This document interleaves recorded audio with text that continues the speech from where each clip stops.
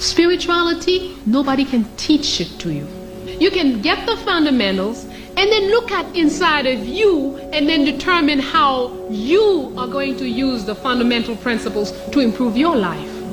But nobody can tell you, you must pray every Friday, you must do this every Saturday, you must do that every Sunday. No, because what is good for you is not necessarily what I need. You may need to go into yourself and meditate 100 times a day. And even the same person will not need it the same way all the time.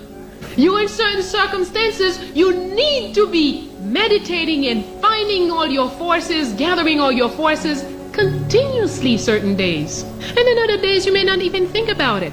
It doesn't mean you don't pray.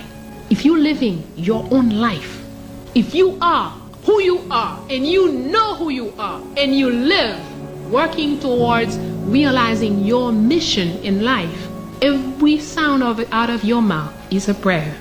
Every gesture you make is a prayer. Every dance you dance is a prayer. There isn't anything that you do that is not a prayer when you know who you are.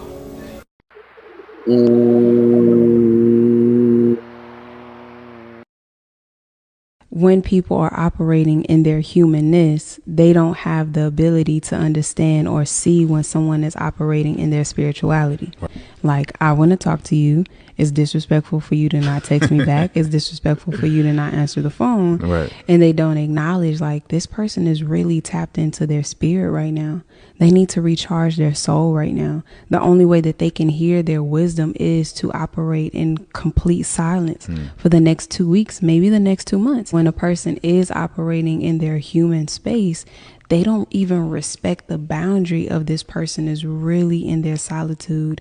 And that's a spiritual form of them taking care of themselves. That is the epitome of self-care, really being able to honor silence and solitude. And always even be we in silence, or that silence is present.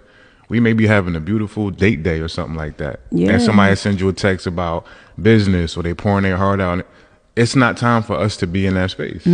So you also have to acknowledge the times when it's not fancy silence. It's just, I'm not in that particular frequency right now to go there with you. When I enter that frequency, we can have that conversation. Absolutely. But of course, people don't respect that. Yeah, and it's a boundary that we have to start implementing and teaching people how to respect. And then also understanding that because they may not have the ability to understand, that you may be the villain in many people's stories.